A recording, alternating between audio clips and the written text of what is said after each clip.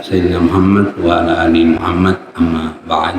Para jamaah sekalian yang dimuliakan Allah, tidak henti-hentinya kita selalu memanjatkan puji syukur kehadirat Allah Subhanahu wa taala atas segala limpahan rahmat dan nikmat yang diberikan oleh Allah kepada kita setiap saat, termasuk pada malam hari ini setelah selesai melaksanakan kewajiban kita salat maghrib berjamaah. Kemudian karena malam ini malam Jumat, kita manfaatkan baca Yasin.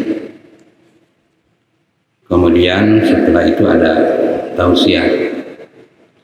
Pada malam Jumat yang lalu kita menyambung tentang masalah takwa kepada Allah.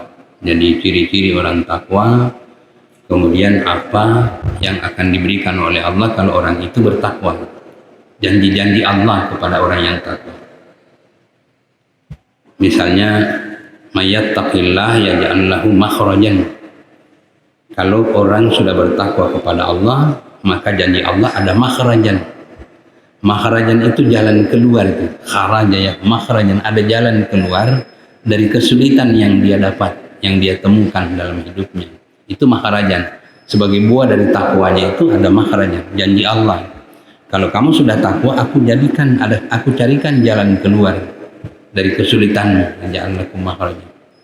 Kemudian janji Allah, wa yarzuqu min haitsu la yahtasib. Allah kasih dia rezeki dari jalan yang dia tidak mengira. Dia tidak menyangka, tahu-tahu ada rezeki diberikan Allah sebagai buah dari takwanya kepada Allah Subhanahu wa taala. Malam ini kita bicara tentang masalah mujahadah. Mujahadah itu apa ya? Jihad, perjuangan. Babul jihad, babul mujahadah. Jadi bab yang berbicara tentang berjuang di jalan Allah Subhanahu wa taala. Namun sebelumnya, karena ini berada di hari-hari tasyrik, perlu saya sampaikan bahwa malam ini kita masih tasyrik. Kan setelah selesai lebaran Idul Adha, 3 hari sesudahnya itu hari tasyrik. 11, 12, 13, 13 itu hari tasyrik. Jadi 11, 12, 13 itu hari tasyrik. Ada beberapa yang perlu kita perhatikan. Pertama, Nabi melarang orang berpuasa pada hari tasyrik. Jadi tidak boleh puasa. Ada 2 yang tidak boleh, hari raya Idul Fitri, Idul Adha tidak boleh, sekalipun mau tidak boleh, diharamkan. Hari tasyrik juga tidak boleh puasa. Jadi 11, 12, 13 Zulhijjah tidak boleh kita berpuasa. Tidak boleh, diharamkan oleh Nabi. Karena puasa itu ada yang wajib, ada yang sunat. Puasa yang wajib misalnya Ramadan itu wajib. Yang wajib misalnya puasa nazar. Nazar juga wajib, Pak. Jadi puasa nazar itu wajib. Misalnya Bapak begini, ini kalau anak saya sembuh, saya puasa 1 hari, wajib, harus puasa. Anak itu sembuh wajib puasa. Sama dengan wajibnya Ramadan, tidak puasa berdosa. Begitu dia. Kalau misalnya anak saya lulus, saya puasa 1 hari, itu nazar. Itu tidak boleh, harus ibu bikin. Tapi ada yang haram yang seperti saya sebutkan tadi. Di Fitri, di Adha, hukumnya haram. Hari-hari tasyrik juga haram hukumnya berpuasa. Tidak boleh, sekalipun kita mau. Yang disunatkan pada hari-hari tasyrik adalah menyembelih korban. Jadi sampai besok itu orang masih boleh potong korban. Kita ini biasanya kalau begitu hari ini langsung hari itu semuanya potong. Padahal sesudah itu masih 3 hari. Kalau kita yang pada hari raya itu belum punya duit, kebetulan kemarin ada uang, beli kambing, boleh untuk korban. Besok masih boleh. Sampai kapan itu? Sampai terbenam matahari besok. Jadi sesudah asar masih boleh korban. Besok hari Jumat itu masih boleh kita potong korban. Tapi kalau potong korbannya sesudah maghrib, nah bukan korban lagi. Karena sudah tanggal 14. Sudah 14 itu kan terbenamnya matahari itu berganti tanggal sudah tanggal 14 itu, bukan 13 lagi. Tapi kalau sebelum maghrib potong, nanti dibagi-baginya habis maghrib, boleh aja, boleh. Karena potongnya itu waktu 13, itu boleh. Jadi boleh itu, besok motong boleh. Apalagi sunat kita ada takbir yang dikaitkan dengan salat tadi itu. Begitu selesai maghrib, Ustadz kita langsung Allahu Akbar, itu sunnah sampai 13. Sampai kapan? Sampai besok selesai salat asar, takbir, dan itu yang terakhir. Jadi penghabisannya itu sampai tanggal 13 Zulhijjah, hari tasyrik itu sampai tanggal 13, selesai salat asar dia takbir, dan itu takbir yang terakhir untuk dikaitkan dengan Idul Adha. Selesai salat maghrib, besok malam tidak boleh lagi takbir, karena sudah 14 lagi. Tidak bisa, jadi tidak bisa. Dia hanya 13, itu yang boleh dikaitkan dengan Idul Adha. Kalau Idul Fitri tidak, begitu selesai hatib, turun di atas memang sudah tidak ada lagi takbir.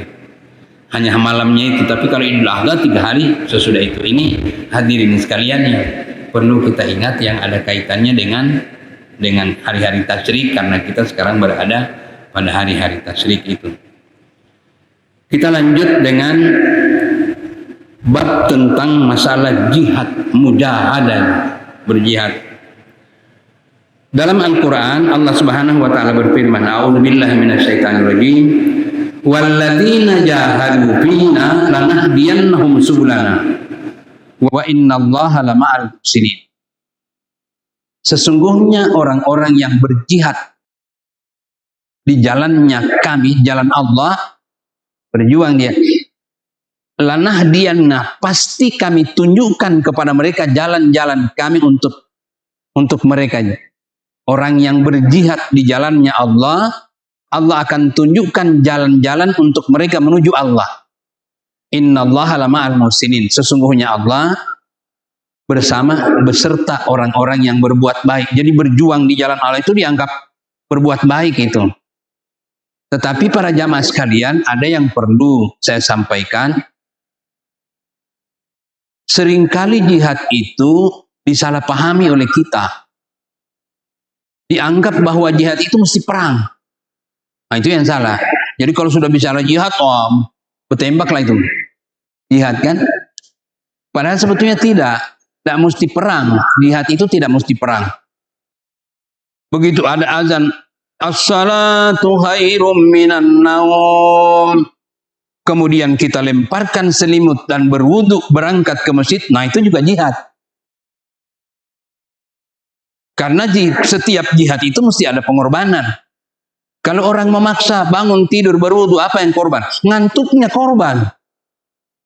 Karena setiap jihad pasti ada pengorbanan.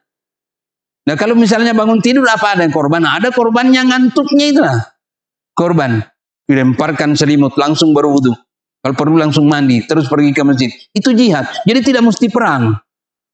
Kita ini kadang-kadang kalau bilang jihad mesti perang. Padahal tidak seperti itu. Jadi jihad itu melawan. Kita mampu, tapi kita emosi kita tahankan. Itu jihad itu. Wallah. Sayyidina Ali bin Abi Thalib. Sayyidina Ali pernah beliau mengadili orang. Jadi ada orang mencuri. Ada orang mencuri, kemudian tertangkap pencurinya. Ada barang bukti dia mencuri. Ada barang bukti, kemudian ada saksi bahwa dia dilihat mencuri. Dibawalah dia. Diadili oleh, waktu itu khalifahnya yang keempat. Khalifah Sayyidina Ali bin Abi Thalib jadi khalifah. Karena memang barang bukti ada, kemudian saksi-saksi bahwa dia mencuri ada, dan ada nisab. Memenuhi nisab. Tidak semua curi baru 1 ekor ikan potong tangan. Enggak, itu ada ukurannya itu. Itu potong tangan. Karena dia memenuhi syarat untuk dipotong tangan, maka dijatuhilah dia hukuman untuk potong tangan. Sementara dibacakanlah surat keputusan bahwa dia potong tangan. Sementara dibacakan itu, terdakwa tadi datang ke depannya, Sayyidina Ali, diludahi mukanya khalifah. Dia bilang itu, wah, diludahi mukanya khalifah itu. Karena dia jengkel, dijatuhi potong tangan itu, diludahi mukanya khalifah. Merah, Sayyidina Ali merah mukanya.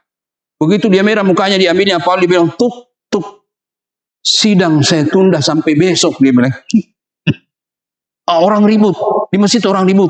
Khalifah, kenapa ditunda? Anda sudah diludahi, dia bilang. Kamu sudah diludahi, barang bukti ada, dia jelas mencuri, ada saksi apa, benar sudah terbukti dia mencuri. Kenapa harus ditunda? Kata Sayyidina, saya lagi marah, dia bilang begitu. Aduh, luar biasa juga itu. Dia bilang, saya lagi marah. Saya tunda ini karena saya lagi marah, dia bilang gitu. Bukan main ya, ditunda karena marah. Kalau kita marah, potong tangan, bukan potong tangan, hukuman mati. Barangkali karena lagi marah. Kata beliau, kalau saya jatuhkan palu hari ini, saya sedang marah, berarti bukan karena kebenaran, tetapi karena emosi, dan itu saya tidak mau. Tidak mau menjatuhkan sesuatu karena marah. Itu jihad, melawan sesuatu. Kita mampu, tapi kita tahankan, itu yang disebut itu apa? Jihad, dan itu yang paling berat, kata Nabi. Jihad yang seperti itu yang paling berat. Jadi tidak semua harus perang. Bapak pergi berangkat untuk mencari nafkah, kehujanan, kepanasan di laut. Apa kalau kita tanya untuk apa, dia bilang aku cari nafkah buat anak-anakku, kasihan. Itu juga berjuang di jalan Allah. Jihad juga itu. Jadi tidak mesti perang. Cuma orang mengartikan bahwa jihad itu mesti berperang. Padahal tidak seperti itu. Sehingga itu ketika kembali dari perang Badar, Nabi Muhammad SAW santai dengan para sahabat.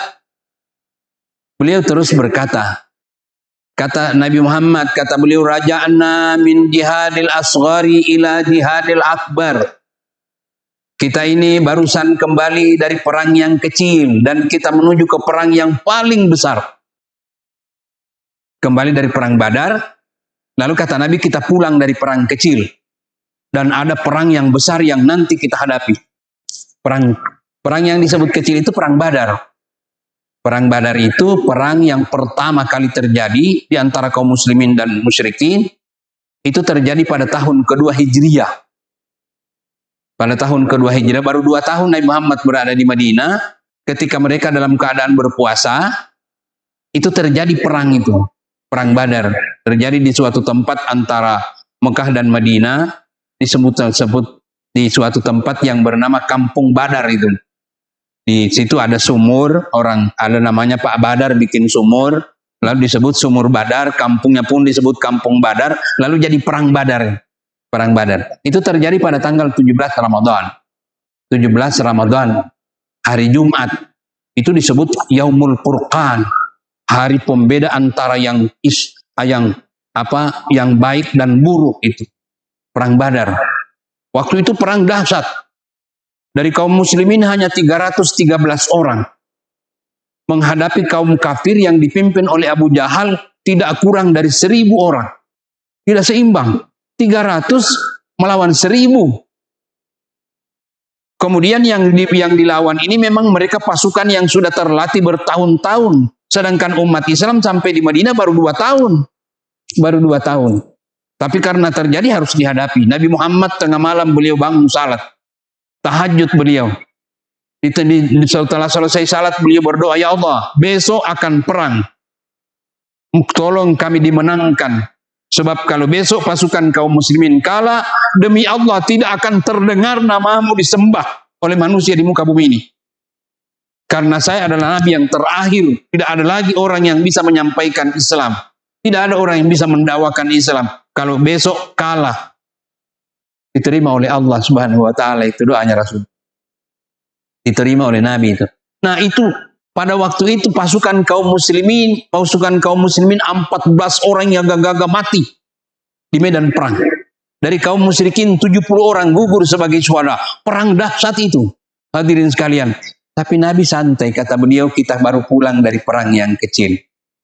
Kita barusan kembali dari perang yang kecil dan sekarang kita menuju ke perang yang paling besar. Kita menuju ke perang yang besar. Ya Allah. Ada juga yang mengikuti perang itu khawatir juga kalau yang begitu dahsyatnya dibilang kecil. Lalu yang besar seperti apa itu? Sehingga ada orang yang bertanya, ayul jihad ya Rasul, perang apa lagi yang lebih besar dari perang Badar? Tahu-tahu Nabi cuma menjawab, kata beliau, jihadun nafsi. Perang melawan hawa nafsu itu adalah perang yang paling besar. Wah, ternyata bukan perang itu yang besar. Kata Nabi, perang melawan hawa nafsu itu adalah perang yang paling besar dalam hidup kita.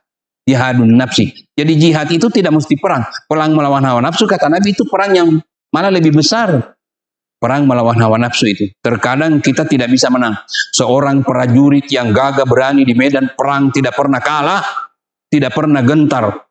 Tapi terkadang ketika dihadapkan untuk memerangi hawa nafsu, seringkali dia kalah. Padahal di waktu perang dia gagah. Di waktu perang dia gagah, tidak pernah terkalahkan. Tapi ketika berperang melawan hawa nafsu, kadangkala dia tidak bisa menang. Karena memang perang melawan nafsu itu adalah perang yang paling besar. Hadirin sekalian. Ya Allah, contoh yang paling kecil perang Nabi Ibrahim alaihissalam ketika diperintah oleh Allah untuk menyembelih anak. Kalau bukan jihad tidak jadi itu, Pak. Tidak jadi. Bertahun-tahun menunggu supaya dikaruniai putra, sudah besar. Allah suruh potong antara kasih sayang terhadap anak dengan pilihan untuk mendekatkan diri kepada Allah. Tapi karena itu jihad, maka Nabi Ibrahim alaihissalam melakukan itu. Anaknya siap. Ya abatif almatu umar satajiduni insyaallah minas sabirin. Bapak, aku kerjakan kalau itu memang perintah Allah.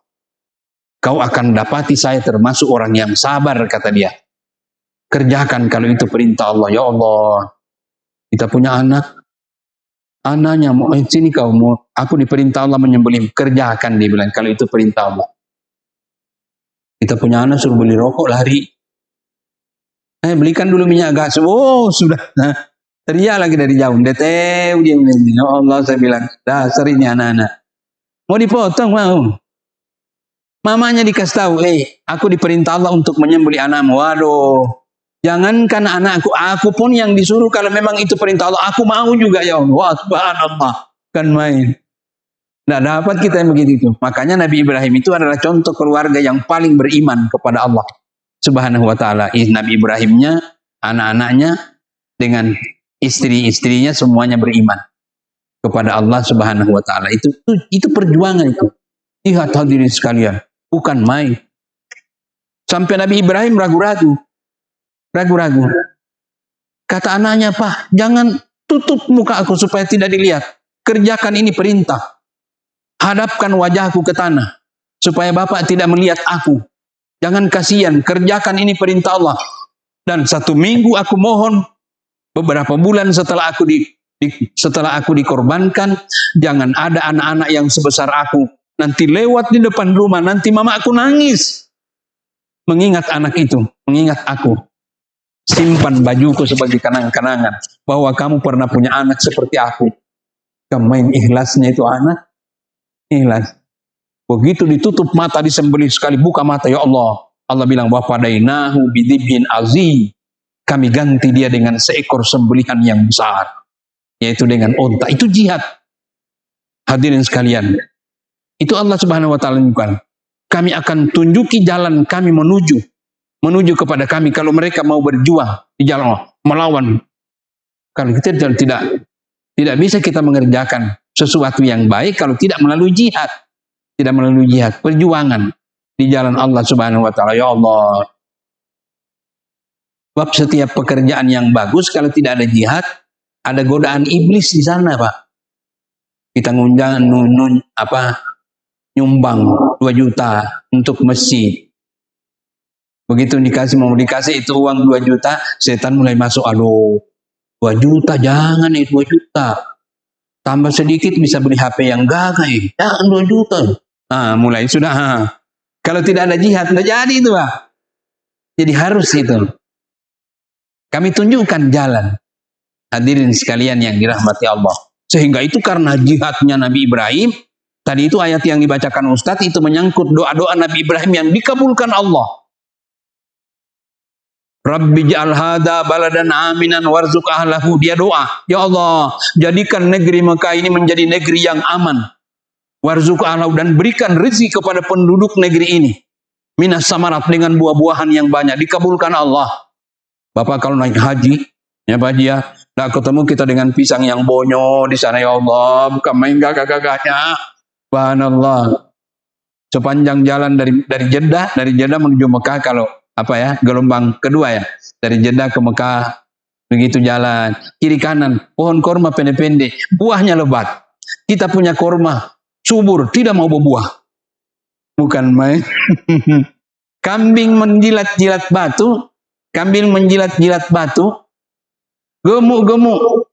Datang kambing satu, dia jilat batu itu.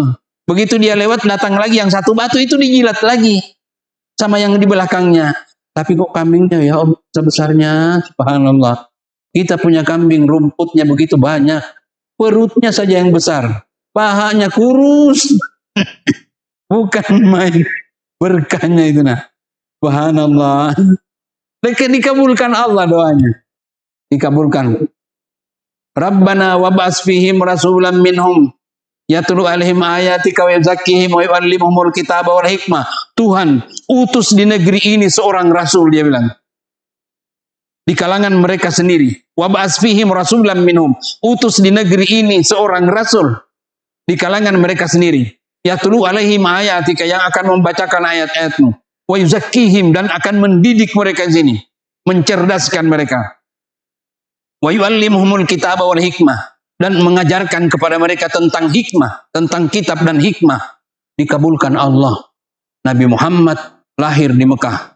Dari 124.000 nabi dan rasul, tidak ada satupun nabi yang lahir di dekat Masjidil Haram. Karena doa Nabi Ibrahim ketika dia qawaida minal baiti wa Ismaila wa idh yarfa'u Ibrahimul qawaida minal baiti wa Ismail. Ya saudara, ketika Nabi Ibrahim selesai membangun Ka'bah.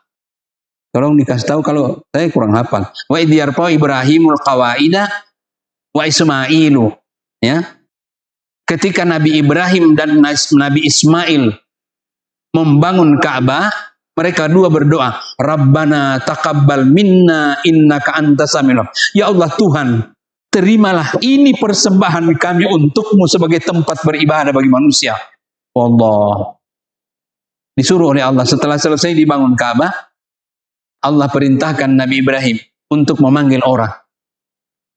Memanggil orang. Jadi setelah selesai Nabi Ibrahim, panggillah Ibrahim orang untuk melakukan ibadah haji. Wa adzin fin nasi bil haji ya'tuka rijalan wa ala kulli dhamirin ya'tina min kulli fajjin amik. Panggil hai orang, Nabi Ibrahim panggil orang untuk melakukan ibadah haji. Apalagi sudah selesai dibangun Ka'bah, menunggu apa lagi? Panggil orang. Kalau bahasa kita begitu kira-kira. Menunggu apa lagi? Ka'bah sudah dibangun. Panggil orang untuk melakukan ibadah haji. Naik Nabi Ibrahim ke Jabal Qubis. Jabal Qubis itu Pak, di dekat Masjidil Haram. Cuma sayangnya Pak Haji sekarang sudah diratakan, dibangun istana kerajaan Arab Saudi itu. Itu Jabal Qubis itu. Orang Indonesia mengatakan Gunung Kubaisi. Gunung Kubaisi. Naik Nabi Ibrahim di sana, memanggil orang untuk melakukan ibadah haji. Sehingga itu kalau ada orang berangkat, ditanya, untuk apa kau ke sana? Memenuhi panggilan Nabi Ibrahim, dia bilang. Kapan Nabi Ibrahim manggil? Ribuan tahun yang lalu, bukan sekarang. Jangan sudah banyak duit, ratusan juta di bank, ditanya, belum, kenapa belum mau berangkat? Belum ada panggilan, dia bilang. Panggilan apa kau tunggu? Tidak ada panggilan, Zainuddin, berangkat. Tidak ada. Tidak ada. Kalau punya duit sudah, kemudian sehat badan, tidak ada COVID, kan? ada kendaraan, ada pesawat pulang pergi, ada biaya untuk orang ditinggalkan, dipanggillah itu. Tapi kalau badan tidak sehat, misalnya sakit, ya berarti ada halangan lah itu. Begitu dia. Ini enggak banyak duit, sehat walafiat. Ditanya kenapa belum mau? Nunggu panggilan lah, dia bilang. Nunggu panggilan. Jadi panggilan itu ribuan tahun lalu itu. Ribuan tahun yang lalu di Jabal Qubis. Banyak juga orang yang pesan, nanti panggil-panggil ya, dia bilang gitu. Wallah, ada yang nitip foto lagi. Waduh, nitip foto. Saya dititipi orang foto tahun 95 itu, dititipi orang foto. Belum pernah ke sana, baru kali itu. Pak, nanti tolong ini saya titip, mau ditaruh di mana, saya bilang itu. Pak, di Hijri Ismail. Ya Allah, kita menghayal di mana Hijri Ismail. Sesekali sampai di sana, susahnya juga didatangi ini tempat. Maka pesan orang, bagaimana caranya ini? Tempat yang dituju itu tempat yang susah kita datang. Pak, nanti taruh di Hijri Ismail, dia bilang. Saya tidak tahu Hijri Ismail, saya kira enak saja kita datang situ. Ya nanti aku taruh. Sekarang sampai di sana, ya Allah, bagaimana mau masuk di sini? Aku bilang gitu. Waduh, rupanya mesti harus 2 orang, 3 orang begituan. Waduh, berjuang masuk. Begitu ku taruh itu foto hambur, aku tahu diinjak kemana sudah. Tapi itu yang penting sudah nyampe, sudah salam nyaut. Ada juga orang begitu. Ada juga yang seperti itu nitipnya. Dari mana itu? Karena Nabi Ibrahim manggil. Nabi Ibrahim manggil. Ribuan tahun lalu Nabi Ibrahim sudah manggil kita semua itu. Jadi bukan hari ini dia manggil. Doa Nabi Ibrahim itu dikabulkan Allah Subhanahu wa ta'ala. Rabbana wa ba'ats fihim rasulan minhum. Tetapi setelah dia berjuang, berjihad, dia korbankan anaknya, nggak gampang. Allah bilang, ini orang paling kusayang ini. Karena Allah sudah janji, kalau dia sudah dekat denganku, aku penuhi permintaannya. Aku penuhi permintaannya itu. Jadi harus dengan jihad itu, hadirin sekalian. Kita lanjut.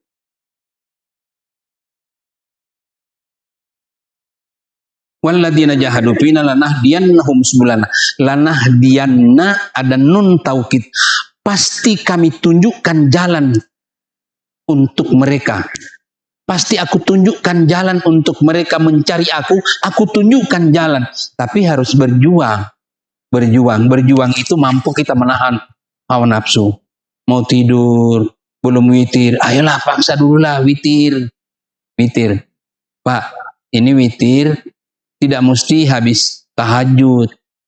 Witir itu boleh dilakukan begitu selesai salat isya, kita boleh witir. Jadi selesai salat isya, kemudian ba'diyah isya, kemudian witir.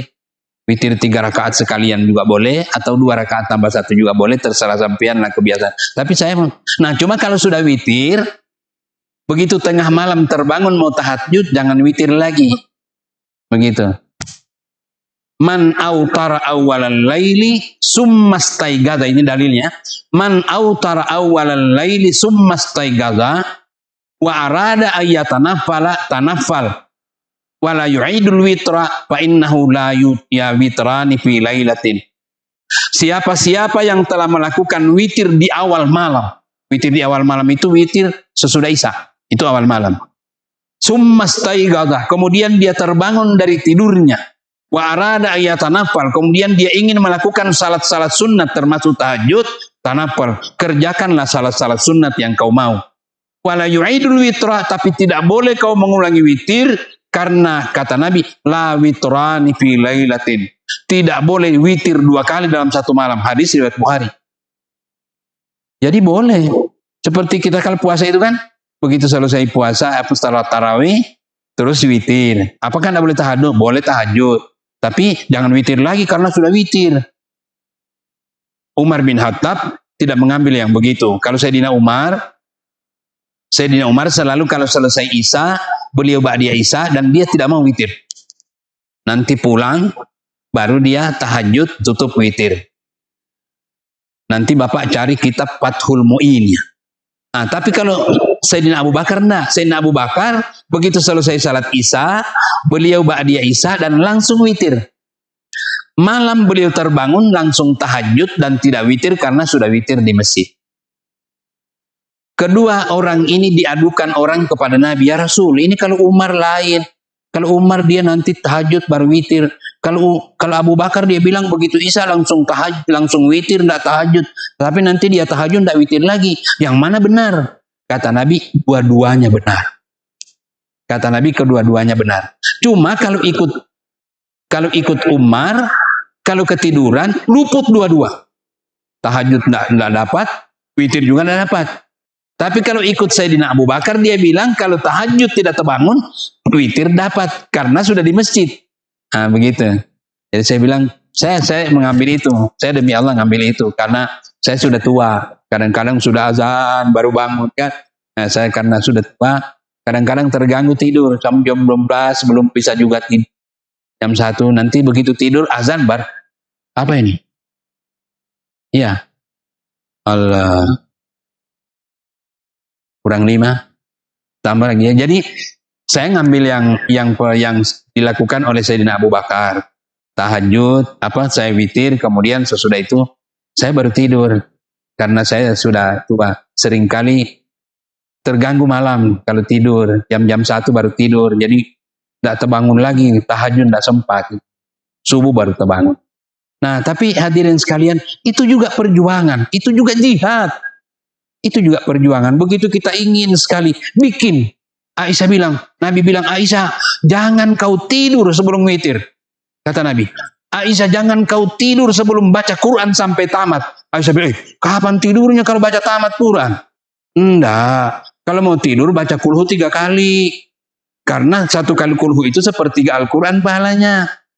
Jadi baca kulhu wallahu ahad, Allahu samad, kulhu wallahu ahad, Allahu samad, wallahu 3 kali sudah bertidur. Itu katanya menamatkan Al-Quran. Ya karena katanya kul huwallahu ahad sulusul Quran. Kul huwallahu ahad sepertiga Al-Quran pahalanya. Bagi mereka yang bisa membaca jangan kulhu terus dong. Mesti harus baca. Buat mereka yang mata kabur sudah tidak mampu ya sudah baca kulhu 3 kali. Nah hadirin sekalian yang dirahmati Allah, karena mengingat waktu nanti kita sambung lagi. Kurang lebih 4 menit ya. Ada yang di depan kita minum. Mudah-mudahan apa yang saya sampaikan ada manfaatnya. Nanti kita lanjut lagi Pak ya, babul jahat belum sempat selesai. Nanti kita lanjut pada malam Jumat yang akan datang. Mudah-mudahan kita sehat walafiat insyaallah. Saya akhiri, mohon maaf. Ya Allah biha, ya Allah biha, ya Allah bi husnil khatimah, ya Allah ya. Ya Allah biha, ya Allah bi husnil khatimah, ya Allah biha. Ya Allah biha, ya Allah bi ghufranil Fatihah.